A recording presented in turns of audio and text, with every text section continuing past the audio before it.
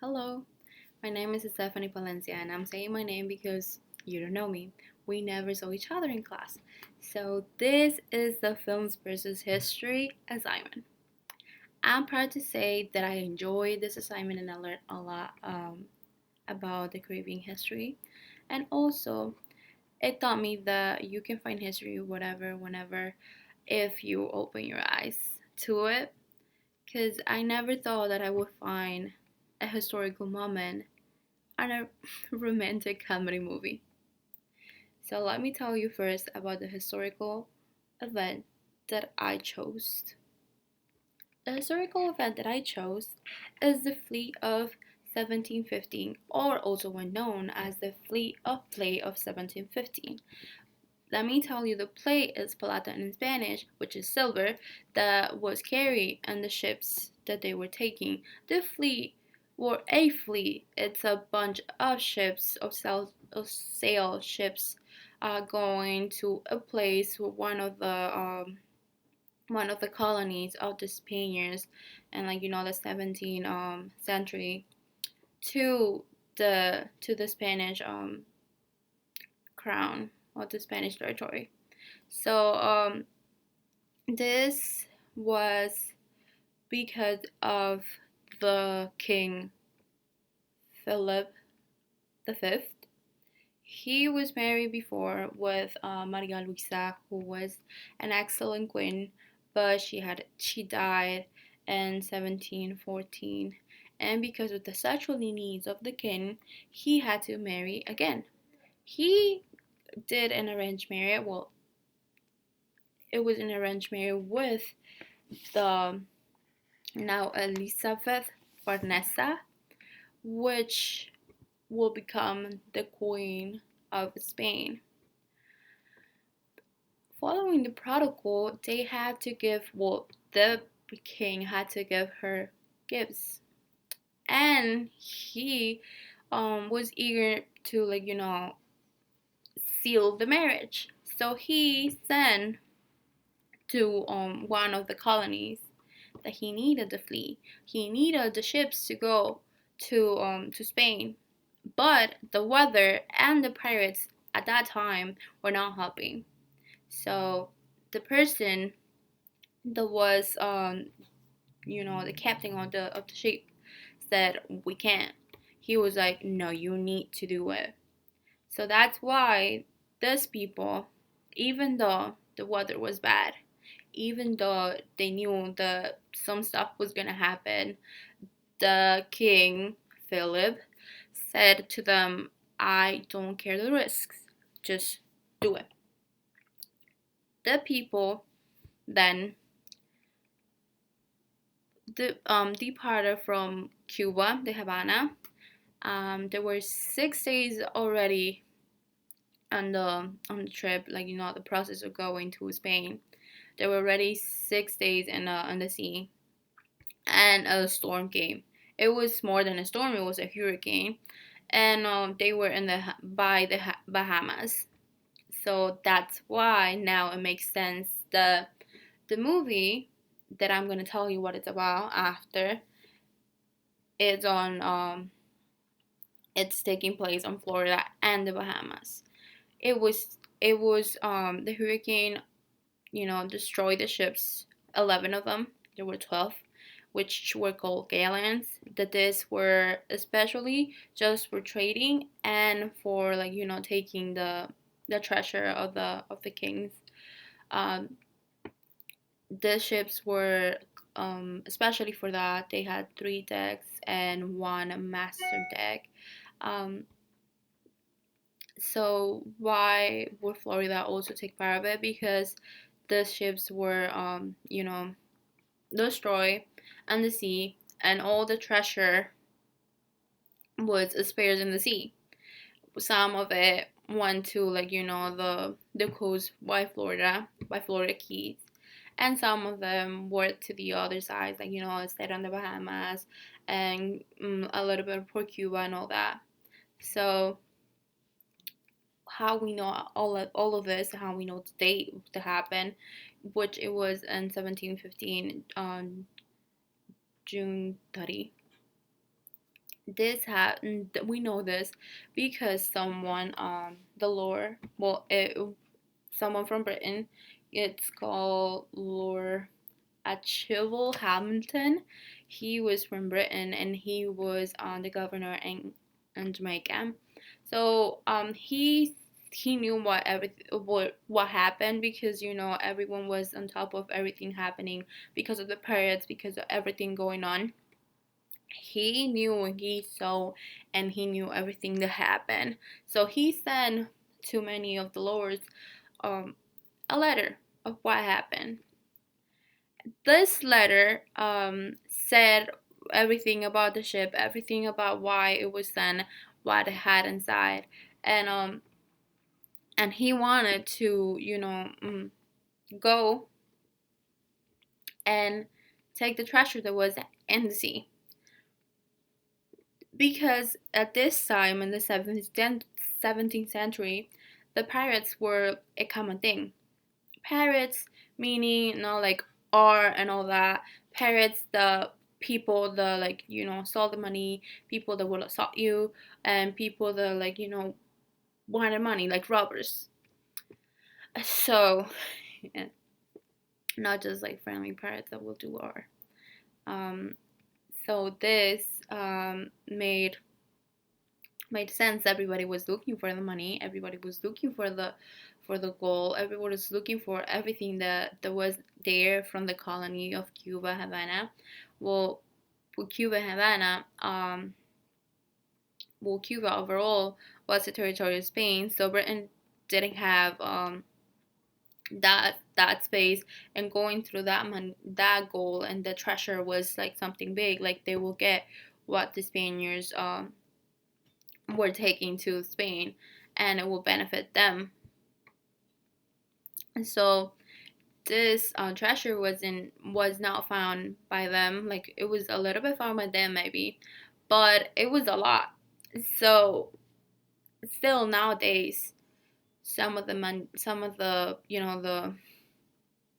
the coins that were colonial at the time, some of the gold, some of the precious things that were there, um, are still on the sea, are still by Florida and the Bahamas. So there's many people like treasure hunters and people that are dedicated to that, to go and look for it. There's also an association that takes care of this fleet because it was like a tremendous fleet. It was a disaster. Why do I say a disaster? Because um, it was a lot of treasure, and this was a great loss for the king and for the kingdom, because now they don't have it, as because of the what happened. The queen did marry the king and they have kids, but people did not really stop there, and now that's what and when the movie comes to place. So many people nowadays, I said, they still want to look for the money, they still want to look for the coins, they still want to look for the stuff because it's money that you're making. If you find one of the coins, the the coins from that place, it's really expensive. It's not like, oh yeah, it's a cent. No, it's really expensive. One of them can cost from $3,000 to $3 million. You don't know, depending on what you found. So people right now still look for the treasure. So the movie comes to place now. It's called Fool's Gold. So this is about a couple that like to they like history, they like to treasure hunting, and they were so into this. They were so into the fleet of the 1715. They dedicated their marriage, their life to this, but they never had a chance until the couple had to divorce when this person found a plate, which this plate is really it's real. Somebody found it years ago, and it was from the ships, from one of the ships, one of the 11 ships that didn't survive, and that's when it starts the story that they want to go to the Bahamas and get the treasure. They tell the story about the fleet, about the king, and about how like everything happened, and how the storm and everything occurred in the hurricane, and how Cuba was one of the colonies of the Spain, which is true. Cuba was one of the colonies. I looked it up, and I saw that it is true, and Cuba did have the resources and to gold mining, as we have studied also in our course book. So this is all true. All everything happening in the movie was true, which it took me time to go. And they first the movie first starts saying what happened, and what happened with the queen that died before the first marriage of the King Philip, and then they continue with the second marriage and saying how like the king wanted to give this treasure to the new queen of Spain.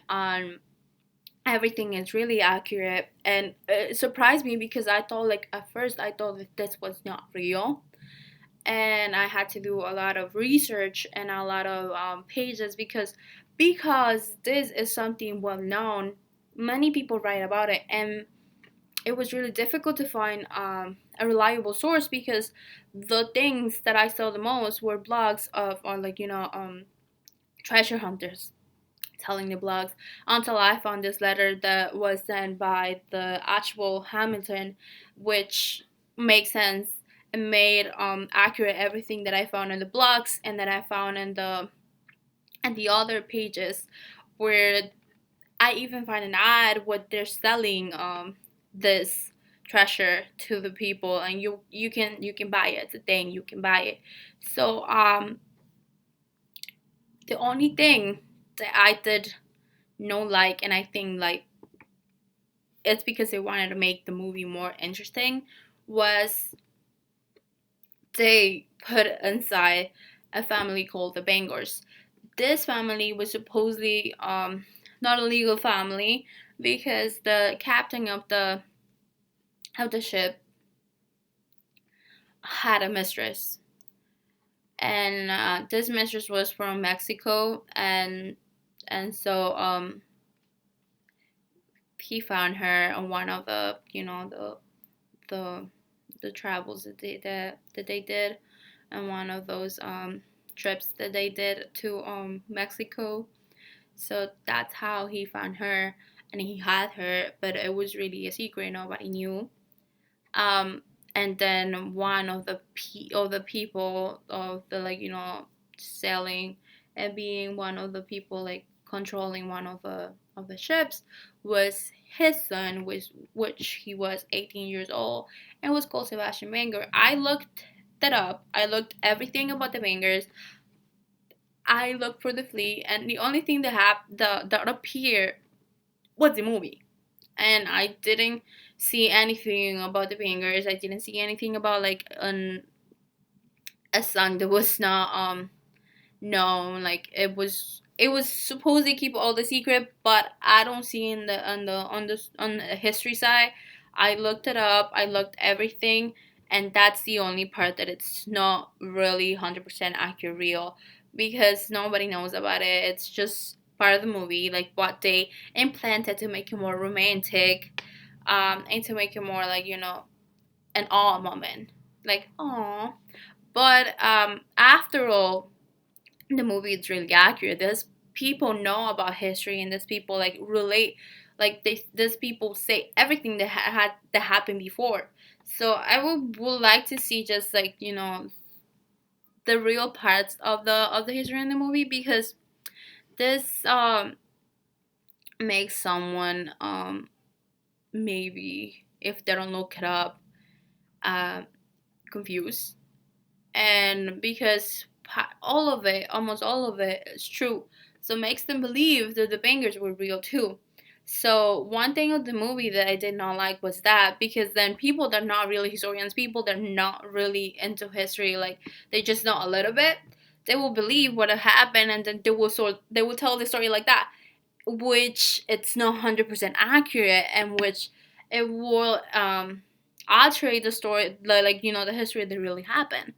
Um, that's the only thing that I did not like. I would have liked to see more of, why did this treasure one like was really important for Britain too, because they don't mention it, and they don't mention that there were a lot of pirates, which I would have liked to see it, and I would have also liked to see more of Cuba, because Cuba was like almost like at the side of it. Cuba was not shown a lot. Well, it wasn't shown at all. I would have liked to see Cuba there too. Or even the Bahamas was really shown. And one thing that was not as accurate, it's they portray um, black people as as the bad people. So like like there was someone, the was called the bunny.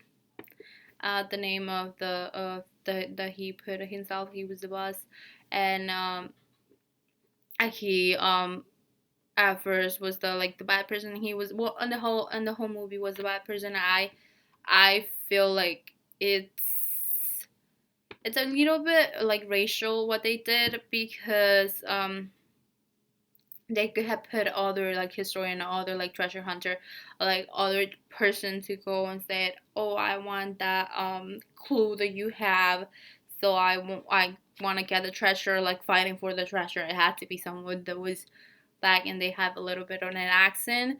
So I believe that is a little bit racist in the movie. But then again, it was 2008, and sadly we are not we can't say, oh yeah, were more modern and like liberal thinkers before. It's now, and maybe 2 centuries, 1 century ago, like 10 years ago, like maybe a decade ago, that everything changed, and like no, like really quick. But the now we're more open, and we're more not open-minded to looking at the other person as just the person that it is, not as a single story, as I always say, as yeah, the black people, they're bad or whatever, and that's what they're portraying in the movie, which I do not like, and I would have liked to see more, because um what really happens there is that they were taking the resources from Cuba and the Havana, and these people were the people that were taking all the treasure, all the gold, all the things from the slaves, from the people, the indigenous people living there. So it's like that money, that treasure, it's really from Cuba, from the Havana, not from the treasure hunters. So that was my critique into the movie, and to what they did not shown as the history behind it. So that's overall what I think about.